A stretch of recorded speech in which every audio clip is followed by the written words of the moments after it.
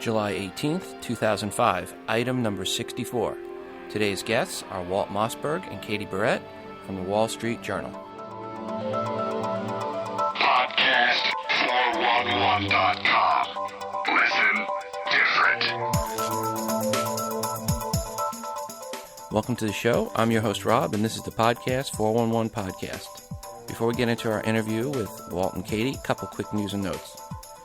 First, started listening to Phil Gordon's World Series of Poker podcast, and as I mentioned in a previous podcast, I'm starting to play poker more regularly now in these tournaments that they have here in Kansas City. And although I really am not very good yet at tournament play, I found Phil Gordon's World Series of Poker podcast to give a lot of good insight. So if you're into poker, I would highly recommend you check out Phil Gordon's podcast, and I will have a link to it in the show notes as always. Today's interview was inspired from an article that Walt Mossberg wrote in the Wall Street Journal about a week and a half ago. It was titled, "Podcasting is Still Not Quite Ready for the Masses."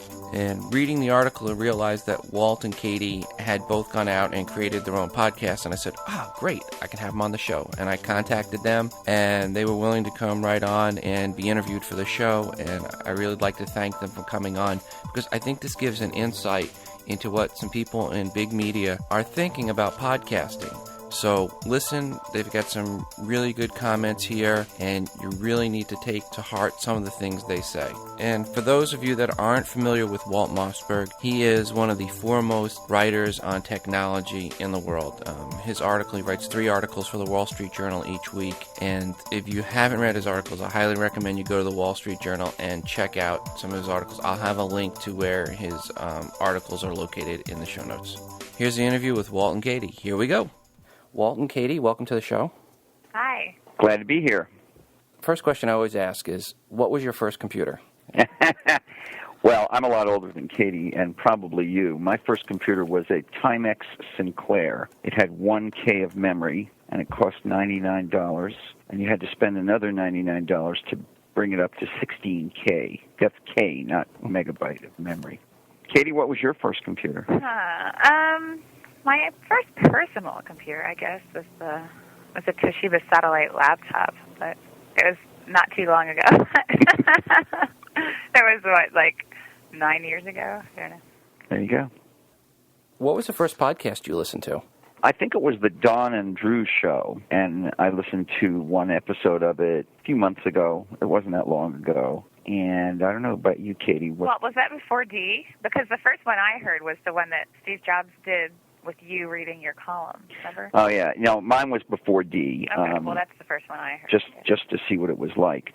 When Katie says D, D is the name of a conference that I co-produce every spring for the Journal, where we have sort of the major leaders of the technology business on stage, and Steve Jobs usually appears, and he did this year, and he sometimes introduces something new there, and this year our conference was the forum he used to announce the podcasting features in iTunes. So for his demo on stage, he asked me if I would do a prototype podcast, and I recorded myself, Apple recorded me reading one of my columns.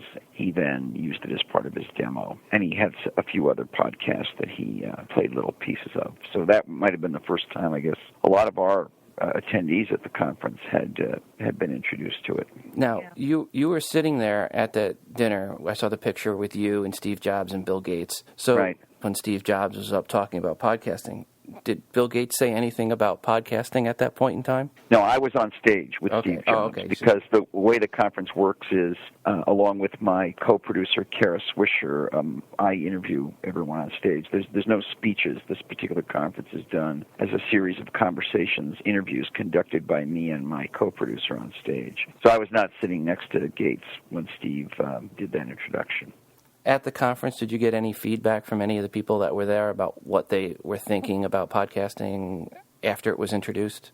I didn't because just by the nature of the event, when you are the producer and the MC and the onstage interviewer, you're pretty much busy. And so I didn't have too much time to schmooze with people about what they thought about it. I mean, I realize podcasting had been around long before our conference. I'm not trying to suggest our conference was a seminal event in the history of podcasting, other than that Steve Jobs just chose to use it to introduce this important step. But, I mean, I realize that, there's a leading edge of techies and enthusiasts who tend to get into these things before the general public. And my mission in my columns is to write for the average non-techie user. So there's usually a period of time when I think something is just too rough and, obscure to tell people about it, and then I do introduce them to it. And in this case, Katie and I Katie particularly did a good deal of testing, and it was clear to us that it was worth explaining to readers, mostly because Apple had put it in a program that many, many of them have and use.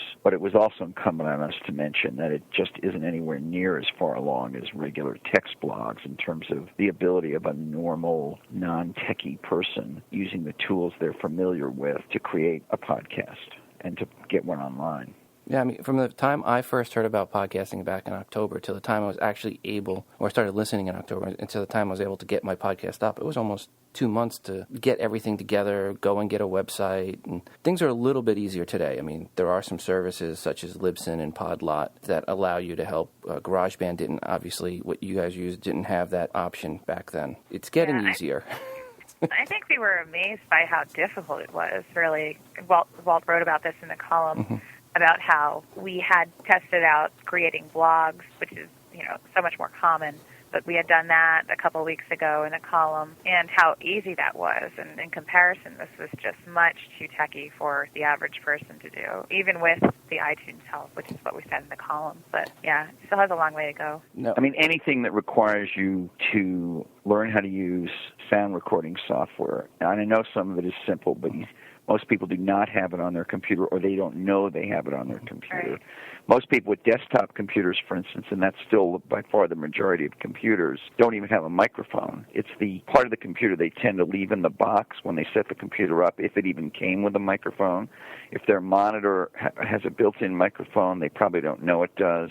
That's the first problem. The second problem is you've got to get it hosted. You have to have a website. You have to have someplace to put it. I know there are a few of these things like GarageBand, that was the one we mentioned, which will host your podcast, but it's not well known to people, and, it's difficult. And then you've got to figure out a way to syndicate it. You have to understand what your sort of RSS or Atom XML URL is, even to get it up on iTunes, which is relatively simple, but you have to know a little technical knowledge even to fill out that form. And most people don't really understand the difference between the main URL for a site and the RSS one. So it's very different. I mean, if you think about where text blogs have gotten to, you can go to Emerson Spaces, you can go to Blogger, and they're free services that include everything. They include the tools for creating it, which is, of course, is just a text editor and a photo uploader. They host it for free. You don't have to think about anything to do with hosting or creating a site. They syndicate it for free and give you a personalized URL, and they have really easy tools for updating it. And so that has actually hit mainstream. I don't think podcasting, and this is nothing against podcasting, but I don't think it has hit mainstream yet. I think the Apple development of including it in a very popular, easy-to-use program like iTunes helps on the last step, although it's still not perfect, to move this thing toward the mainstream. But I'm not ready, and I think Katie's not ready to declare it mainstream yet. A lot of people I know don't get it. Still don't get what a podcast is. I'm trying to explain it as blogging using audio in some way, but people just don't get that. There's a lot of people who are perfectly computer savvy and still wouldn't know how to do a podcast, and when they first encounter the concept, don't actually get it. And I'm talking about people in their 20s. I mean, Katie is in her 20s, and her friends are, and it's not an age thing, and it's not a something about being technophobic. It's just too hard at the moment. But I'm sure that'll change. I wouldn't be surprised if in 6 or 9 months it looks very different. It always does. Yeah, there's a couple of services that have come out recently that help quite a bit that weren't available a few months ago. like I mentioned Libsyn earlier, where you can just go and you can upload a file, an audio file, and then click Quick Cast, and it turns it into a podcast. There's another one that's in beta testing right now called Podblaze, which is a similar thing. The downside is you lose control of the namespace and things like that, but if you don't mind that and you're looking to get a podcast up about your family, your upcoming wedding, I've talked to a couple of couples recently that are podcasting the whole engagement all the way up until the wedding. As a matter of fact, they even recorded the engagement. Oh, jeez. That's a little weird, yeah. Yeah, well, hey, we are geeks, and you had mentioned early adopters. I always call people that are at the beginning of podcasting Lunatic Fringe, and then you led into the early adopters, and now we're starting to get into the growth in more mainstream with iTunes release. So interesting. This need for people to share their lives with the rest of the world, I think, is just kind of becoming strange. I don't know. It's with reality TV. I mean, what are the most popular shows on TV or reality TV? I know. It's just it's amazing to think. No, I'm sure you're right. It's just, but it is a little odd, that's all. And there are podcasts that, as you wrote in your article, that there's reasons why these people are not picked up by big media, and there's some that are better than anything I've heard in big media. So you get the full spectrum. Wichita Rutherford, 5 Minutes with Wichita, he got picked up by Sirius Satellite, starting out as a podcaster. Right. So and that'll happen. There'll be more. The MommyCast was just signed by Podshow, and it's just two mothers and just talking about raising kids. And cool. So what are your plans for podcasting going forward? Are you going to continue to do podcasts? Well, I'll speak for me. I have no plans to do it right now, and there's a reason for that, and that is I think podcasts and blogs are wonderful ways for people to publish their views who don't happen to be among the very, very small percentage of people who are carried in the mainstream media. I happen to be carried in the mainstream media, and I get to write 3 columns a week in the Wall Street Journal and, a magazine column once a month, and I'm on television every week on CNBC. So I'm sort of the last person whose views are underrepresented or unheard. So I don't feel this compelling need to do it. I do have a blog that I update maybe every few weeks about baseball, which I actually started as part of my research for a column, but I do kind of tend to it periodically. But I don't plan to do either heavy-duty blogging or any podcasting. Now, that could change, but at the moment, I'm not doing it. How about you, Katie? What are you going to do? Well, I think I feel the same way. It's just more of a kind of a hassle, something that I have to remember to do right now. At least that's how I feel about the blog that I started because of one of our columns. So, yeah, I don't know. I just don't feel the need to do it all the time. If you add up all the jobs, all the available slots in all of the mainstream media, radio, television, print, which has actually expanded quite a bit in the last 10 years, but still it's a very limited number of people that get on the air or get into print. I believe that in a country as large as ours, and not to mention the whole world, there are obviously lots of people just as talented with just as much to say who don't happen to have jobs in the mainstream media, and blogging and the web in general and now podcasting are all great avenues for people like you who might have in another life been on the radio and now can essentially do it through a non-traditional route. And that's what's great about it. That's why I'm all for it. But it just, for somebody like me who happens to be in the tiny number that gets on television and gets in print, I don't see the need for me to have another avenue, at least at the moment. And to be honest, when it comes to technology reporting, you're the most widely known name in the world. Well, I do have a lot of readers. Thank you. I do have a lot of readers. And so it's not like the world's being deprived of Walt Mossberg, although, maybe someday it will seem like a sensible thing to do. I could be doing it in a year. Who knows? Jobs on the stage at D predicted that I would have a podcast inside of a year, but we'll see. I told him he was nuts, but you never know. If not you, definitely, Katie, I would assume that you will be podcasting a little bit more. You got into the newspaper world, so you like the whole media environment. Yeah, but there's a difference between, I'm different from Walt in the sense I just value my privacy a lot. So I find that blogging and podcasting in some ways would have to, kind of expose you to everyone else, and I'm just not a big fan of that. So that's probably why I'm not as likely to do that. Yep, my privacy is destroyed anyway. It's funny you mentioned the privacy because I talk to a lot of couples that are podcasting, and one of the advices I give to them when I do in the interviews is, if they've just started out, is don't give out their last names. You know, you have to treat it like you're on the radio or television and have some anonymity to yourself, because there is the concern about people out there, and a lot of people are getting into podcasting and don't realize that, hey, they're giving out their name, they're giving out the city they live in, and they're giving out way too much information. That's right. Yeah. It's once it's out there, you can't get it back. No, not at all. No, that's right. So it's where, you know, even I don't give out certain details, although I'm pretty easy to find at this point, unfortunately. But there's no reason for Katie starting out, if she's not interested in doing that, to do it. Oh, and it's not something I tell people to do if you're not really into it. I mean, podcasting is much more difficult, time-wise, to create a podcast than it is to create a blog, and it always will be. We call it the 5 minutes to create a blog versus an hour for a podcast. Yeah, that's right. Any other advice you'd like to offer to people that are looking at doing a podcast? Anything that you would like to say to the podcasters to make it easier for you? You know, my advice to people who absolutely want to do a podcast now is to be prepared for a lot of hassles getting started, and, you know, search around for the tools you need to do it. My advice for people who may be casually thinking about it, who are not techies, is wait till next year or the end of this year, or at some point when something like Blogger or MSN Spaces or even those services themselves, somebody does something where it's kind of a one-stop shop, and you can much more easily do it. Okay. Katie, any advice? I second what Walt said. Well, Katie, we need to get you podcasting. I have to bug you and get you podcasting. Yeah. It won't work. Trust me. Okay. Oh, one last question, and then we'll end it here.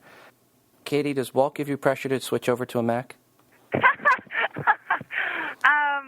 No, but he has recently mentioned that I might need a new computer, and I might as well just get a Mac, so we'll see. I use 2 computers every day, so I might, well, 3, I guess. She has 2 different Windows computers that she uses for complicated reasons that have to do with the IT system here. Mm-hmm. By the way, I am not 100% on the Mac. I have roughly an equal number of PCs and Macs, and I use both every day. But based on your articles, you sure do seem to get more pleasure. You seem to get more pleasure out of the Mac.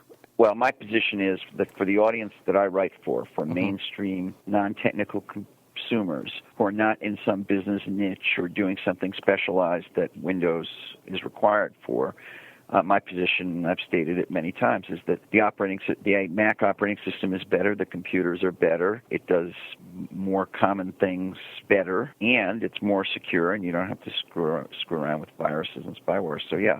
That's my plain position, that Mac is the superior choice for average consumers right now. But I don't pressure Katie about it. Okay. So. Just curious. All right. Well, thank you both for your time today. All right. And, take care. Bye-bye. Thanks. Bye. Well, that concludes our interview with Walt and Katie from the Wall Street Journal. Thank you both so much for coming on the show. The information you gave was very insightful, and I really appreciate your time. Again, it was great talking with you. As I mentioned earlier, I'll have a link to Walt's articles in the Wall Street Journal in our show notes. You can find them at podcast411.com. And any questions, rants, raves, concerns, comments, please send them to podcast411@gmail.com. A couple weeks ago, I mentioned that me and my wife were trying to have children, and we started trying and said if anybody had any advice to go ahead and send us some feedback. And today's promo at the end from the He Said, She Said podcast has a little bit of that advice mixed in the promo. Thank you guys for the advice. And everyone, please stick around to listen to that. Coming up on the next show, we're going to be interviewing CC Chapman from the Pod Show Network and the PodSafe Music Network and Accident Hash podcast. CC was the 3rd person we ever interviewed for his old podcast, Reality Bitch Slap Radio, and this will be the first time we talk to him about Accident Hash. So please come back on Wednesday the 20th to listen to that podcast.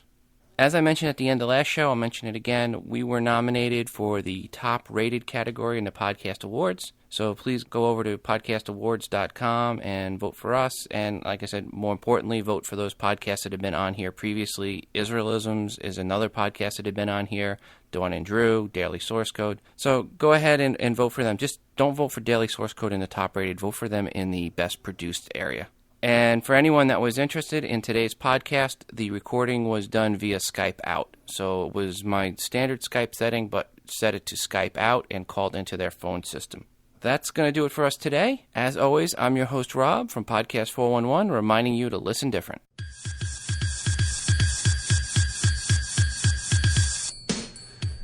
Hi, Rob. This is John. And this is Jody. From the He Said, She Said podcast. We heard that you and your wife are trying to procreate, and we have some advice. Yeah, it's fun and easy. You just put your hoo-ha into her woo-woo and let nature take it from there. That's great advice, but I'm pretty sure they have that part figured out. Oh, well, that's all I had. That sounds about right. Seriously, all you need is lots of love and patience. You'll develop your own parenting style. Yeah, tequila and Xanax help, too. That's us. But if you want to hear about our life postpartum, tune in to the He Said, She Said podcast. Yeah, please do, but be warned, this isn't a kid's show or a show about kids. It is a show about our world and the world around us, from our sometimes twisted point of view. We talk. We play pod-safe music. Sound see. And interview interesting people. You can find our feed at HeSaidSheSaidPodcast.com. Good luck. And remember, practice makes perfect. Oh, yeah.